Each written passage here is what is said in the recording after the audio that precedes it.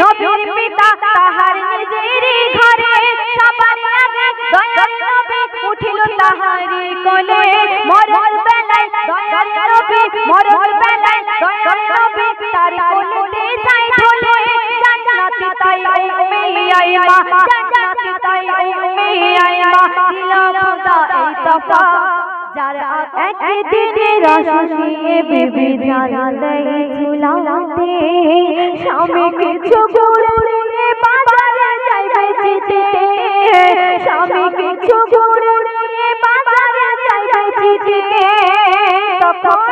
হঠাৎ কোনো কাজে বিবি উঠে যায় ঘরে খেলতে খেলতে ছেলে গরম রস যায় मेरी शशारे न जाने की ख्वाबे हमारे দয়ার নবী আল-আরাফি জানের নবী মুস্তাফা যার আগমন পেয়ে কসম গাইছে ভুবন মারহাবা দয়ার নবী আল-আরাফি জানের নবী মুস্তাফা যার আগমন পেয়ে কসম গাইছে ভুবন মারহাবা দয়ার নবী আল-আরাফি জানের নবী মুস্তাফা যার আগমন পেয়ে কসম গাইছে ভুবন মারহাবা আমার একটু রিভাবটা বেশি করে দেবে না হ্যালো হ্যালো রিভাব নবী যে দেখিল ধরা সকল রাজা হয় বাবা ঝগড়া লাগে ঘরে শাসন দেখে দুনিয়ার শোভা নবী যে দেখিল ধরা সকল রাজা হয় বাবা ঝগড়া লাগে ঘরে শাসন দেখে দুনিয়ার শোভা বদলে গেল আধার গেল সব সরে ইরানি রাজার 14 প্রাচীর ইরানি রাজার 14 প্রাচীর ধসে গেল সব পড়ে দেয় পাহারা সেই খুশিতে দেয় পাহারা সেই খুশিতে ফেরেশতারা ওই গবা যার আগমন পেয়ে কসম গাইছে ভুবন মারহাবা যার আগমন পেয়ে কসম গাইছে ভুবন মারহাবা দয়ার নবী আল-আরাফি জানের নবী মুস্তাফা যার আগমন পেয়ে কসম গাইছে ভুবন মারহাবা যার আগমন পেয়ে কসম গাইছে ভুবন মারহাবা তারপরে অনেক সুন্দর কথাই কবি বলছে দেখুন নাম্বারে ছিল একা পড়ে মক্কা বাজারে আলো কিনে নবীর পিতা তাহার নিজেরই ঘরে নাম্বারে ছিল একা পড়ে মক্কা বাজারে আলো কিনে নবীর পিতা তাহার নিজেরই ঘরে সবার আগে দয়ার নবী উঠিল তাহারি কোলে মরণ বেলায় দয়ার নবী মরণ বেলায় দয়ার নবী তার কোলেতে যাই ঢলে জান্নাতি তাই উম্মে আইমা জান্নাতি তাই উম্মে আইমা দিল খোদা এই তফা যার আগমন পেয়ে কসম গাইছে ভুবন মারহাবা দয়ার নবী আল-আরাফি জানের নবী মুস্তাফা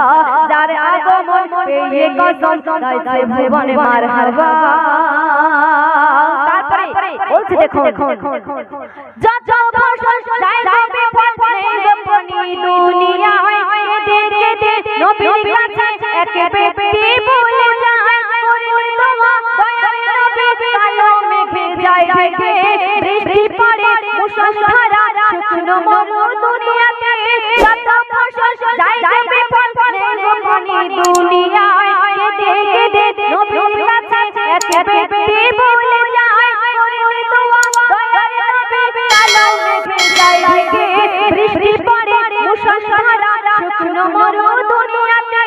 আবার নবী করলে দোয়া তবে আবার নবী করলে দোয়া তবে পানি দিলেন ইস্তফা যার আগমন পেয়ে কসম গাইছে ভুবন মারহাবা দয়ার নবী আল-আরাফি জানের নবী মুস্তাফা যার আগমন পেয়ে কসম গাইছে ভুবন মারহাবা আমরা প্রত্যেকেই জানি যে আমাদের মরণের পর আমাদের বড়ই পাতা মানে ফুলের পাতা গরম পানি করে কেন গোসল করানো হয় ভবিষ্যৎ সম্পর্কে একদম শেষ কথা। এই যে আমাদের আল্লাহ রাসূল বলে গেছিলেন আর বিজ্ঞানীরাও কি বলছেন সে সম্পর্কে কবি একদম শেষ কথা কি লিখছে বলছে দেখুন, মরলে মোদের বড়ই পাতা গরম পানি গোসলে দয়ার নবী দেওয়ার কথা কেন সবারে বলে বিজ্ঞানীরা শত গবেষণা করে তারা বলিল পচে না দেহ পোকা ধরে না পচে না দেহ পোকা ধরে না নবী যে কথা বলেছিল মরলে মোদের বড়ই পাতা গরম পানি গোসলে দয়ার নবী দেওয়ার কথা কেন সবারে বলে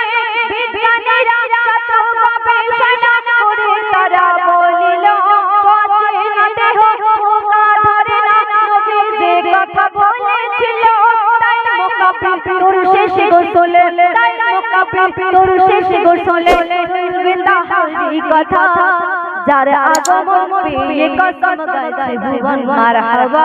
দয়ার নবী আলা রাবি জানের নবী মুস্তাফা যার আগমন পেয়ে কসম গাইছে ভুবন মারহাবা গাইছে ভুবন মারহাবা গাইছে ভুবন মারহাবা।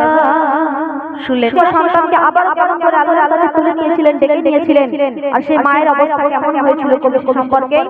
অনেক সুন্দর ছন্দে সুন্দর কথায় পরিপূর্ণ লিখেছেন। আমি পরিবেশন করে শোনাচ্ছি সুরের মাধ্যমে ছন্দের মাধ্যমে কবি বলছে দেখুন,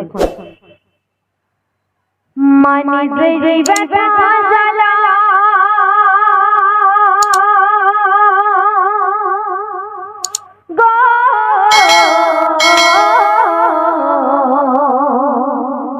মানি যেই ব্যথা জ্বালা পরোয়া করি না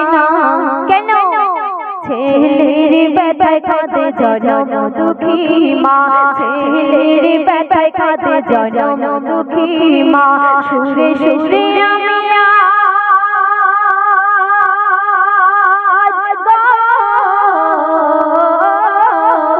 সুরে সুরে আমি আজ শোনাবো যে ঘটনা তাহা শুনে দু নয়নে আসিবে গো কান্না তাহা শুনে দু নয়নে আসিবে গো কান্না মানি যেই ব্যথা জ্বালা পরোয়া করি না ছেলের ব্যথায় কাঁদে জনম দুঃখী মা ছেলের ব্যথায় কাঁদে জনম দুঃখী মা। তারপরে বলছে কবি স্বামী বিবি সংসারে ছিল গোপের ঈশান কেন 10 বছর কেটে গেল হলো না সন্তান 10 বছর কেটে গেল হলো না সন্তান বহুদিন পরে খোদা ধরে দিল একই রতন খেজুরের গুড় বেঁচে করে জীবন যাপন খেজুরের গুড় বেঁচে করে জীবন যাপন সংসারে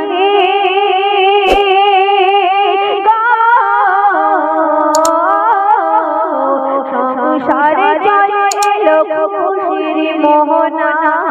সেই সময় ঘটে গেল এক দুর্ঘটনা সেই সময় ঘটে গেল এক দুর্ঘটনা মানি যেই ব্যথা জ্বালা পরোয়া করে না ছেলের ব্যথায় কাঁদে জনম দুঃখী মা ছেলের ব্যথায় কাঁদে জনম দুঃখী মা। তারপরে যখন স্বামী তাদের অনেক বছর পর দীর্ঘ 10 বছর পর আল্লাহ যখন তাদের ঘরে একটা সন্তান দান করেছে তারা বড় খুশি সংসারে তারা খেজুরের গুড় বেচে তারা সারা জীবন যাপন চালায় তারা সংসার চালায় আর তারপরে তাদের সংসারে খুশির মোহনা খুশির বন্যা বয়েছে তাদের অনেক আনন্দিত কিন্তু তারপরে কি ঘটছে সন্তান আল্লাহ পাক কেমন করে দেখে নিচ্ছেন কেমন করে তুলে নিচ্ছেন না তারপরে তাদের অবস্থা কেমন হচ্ছে সেই করুণাময়ী ঘটনা কবি ছন্দের মাধ্যমে তুলে ধরেছেন পরিবেশন করছে বলছে দেখুন একদিকে রসিয়ে বিবি জানালে ঝুলাতে স্বামী কিছু গুড় নিয়ে বাজারে যাইতে স্বামী কিছু গুড় নিয়ে বাজারে যাইতে তখন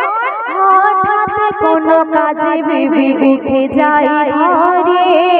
খেলতে খেলতে ছেলে গরম রস যায় পড়ে খেলতে খেলতে ছেলে গরম রস যায় পড়ে তাই ছটফট চিৎকার করে ছেলে প্রাণী মারা যায় ছুটে এসে দেখে কোলে তার তুলে নেয় মা ছুটে এসে দেখে কোলে তার তুলে নেয় মায়ের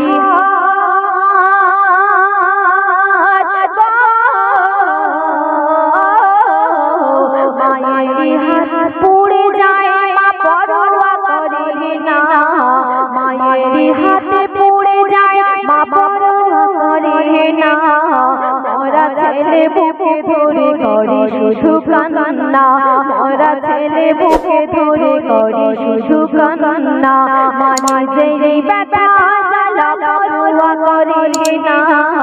ছেলের ব্যথায় কাঁদে জনম দুঃখী মা ছেলের ব্যথায় কাঁদে জনম দুঃখী মা। কবি একটা কথায় তাদের উদ্দেশ্যে বলছে দুনিয়াতে এমন নজির দেখা যায় বহু নজির দেখা যায় এমন তাদের উদ্দেশ্য করে কবি একটা বিশেষ কথায় কি লিখছে বলছে দেখুন কারো যদি ছোট শিশু মারা যায় দুনিয়ায় আখিরাতে না যেতে পাবে তার সিলায় আখিরাতে না যেতে পাবে তার সিলায় কেন বেহিসাবে ওই শিশু জান্নাতে যাবে যখন আল্লাহর কাছে বাবা মারে আরজি করে তখন আল্লাহর কাছে বাবা মারে আরজি করে তখন বলে ও খোদা জান্নাতে দিলে যখন আমার ও খোদা জান্নাতে দিলে যখন আমার যাব না জান্নাতে আমি ছেড়ে মোর বাবা মার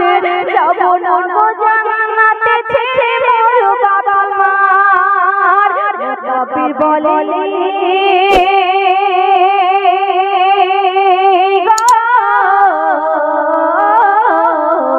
কবির বলে পিও না ওই ছেলে সাথে জান্নাতে যাবে তার বাপ মা ওই ছেলে সাথে জান্নাতে যাবে তার বাপ মা ওই ছেলে সাথে জান্নাতে যাবে তার বাপ মা।